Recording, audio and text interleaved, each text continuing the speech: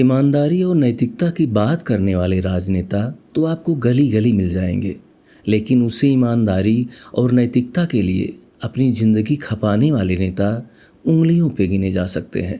आज हम एक ऐसे ही लीडर की बात करने जा रहे हैं जो दो बार भारत के प्रधानमंत्री बने, लेकिन सादगी और सच्चाई की ऐसी मिसाल कि उन्होंने ना तो अपने लिए कोई घर बनाया और ना ही एक पैसा बैंक बैलेंस। वो किराए के मकान में रहते थे और एक समय तो ऐसा भी आया जब किराया ना दे पाने के कारण मकान मालिक ने उन्हें घर से निकाल दिया था। उनकी मृत्यु के समय उनके पास कोई निजी संपत्ति नहीं थी। उन्होंने कभी भी राजनीति को अपने पारिवारिक जीवन पर हावी नहीं होने दिया। हेलो नमस्कार, मैं हूँ विपिन त्रिपाठी और आप देख रहे हैं नो अबाउट। मित्रों, जिस महापुरुष की चर्चा आज हम कर रहे हैं, उनकी कहानी सुनकर, उनकी जीवन शैली जानकर आपको यकीन नहीं होगा कि ऐसे भी राजनेता हमारे देश में हुआ करते थे। मित्रों, हम बात कर रहे हैं कांग्रेस के एक बड़े लेकिन गुमनाम चेहरे, प्रधानमंत्री के रूप में 2 बार देश की बागडोर संभाल चुके श्री गुलजारी लाल नंदा की। 1964 में जवाहरलाल नेहरू की मृत्यु के बाद वे भारत के कार्यवाहक प्रधानमंत्री बनाए गए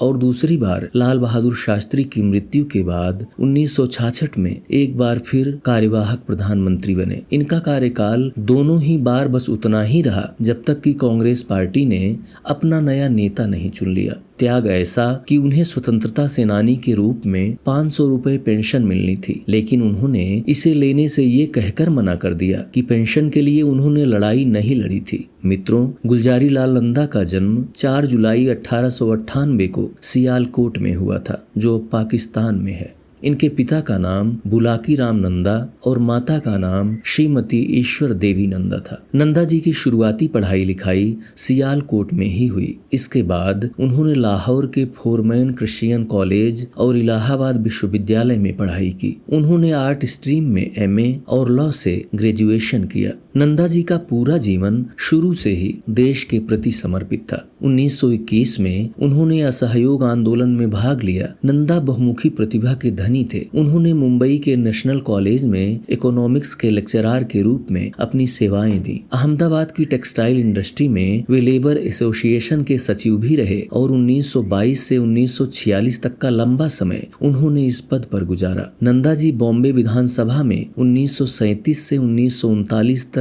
और 1947 से 1950 तक विधायक रहे। इस दौरान उन्होंने श्रम और आवास मंत्रालय का कार्यभार मुंबई सरकार में रहते हुए देखा। 1947 में Indian national trade union Congress की स्थापना हुई। इसका श्रेय भी नंदा जी को ही जाता है। मुंबई सरकार में रहने के दौरान गुलजारी लाल नंदा की योग्यता को देखते हुए इन्हें कांग्रेस आलाकमान ने दिल्ली बुला लिया। उसके बाद वे 1950 से 1951 तक, 1952 से 1953 और 1960 से 1963 तक भारत के योजना आयोग के उपाध्यक्ष पद पर रहे। गुलजारी लाल नंदा केंद्रीय मंत्रिमंडल में कैबिनेट मंत्री रहे और स्वतंत्र मंत्रालयों का कार्यभार संभाला। उनके नाम देश में 3 प्रधानमंत्रियों के कार्यकाल में गृह मंत्री के रूप में सेवा देने का चर्चित इतिहास है। इसके अलावा गुलजारी लाल नंदा ने देश के कई महत्वपूर्ण मंत्रालयों में अपनी सेवा दी। वो एक बेहतरीन लेखक भी थे। उन्होंने some aspects of khadi, approach to the second five year plan, Guru Tegh बहादुर और संत एंड सेवियर जैसी कई पुस्तकें भी लिखी। उन्हें देश का सर्वोच्च सम्मान भारत रत्न और दूसरा सर्वश्रेष्ठ नागरिक सम्मान पद्म विभूषण प्रदान किया गया।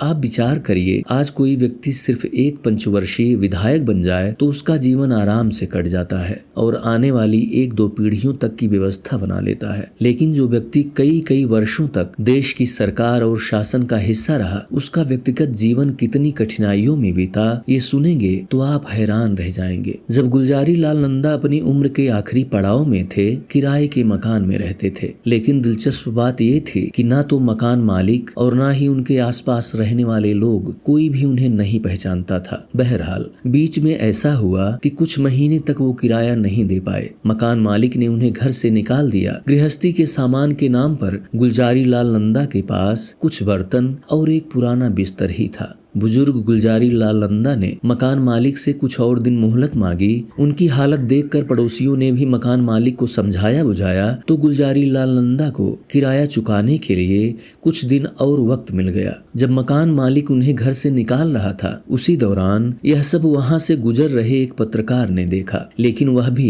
इन्हें नहीं पहचानता था। उसे लगा कि इस घटना पर अच्छी खबर बन सकती है। उसने गुलजारी लाल नंदा और वहां के हालात की कुछ तस्वीरें ली और ऑफिस में जाकर अपने बॉस को दिखाई। बॉस ने तस्वीरों को देखा तो वो हैरान रह गए, क्योंकि वो नंदा जी को पहचानते थे। और फिर तो अगले दिन अखबार के पहले पन्ने पर बड़ी खबर छपी।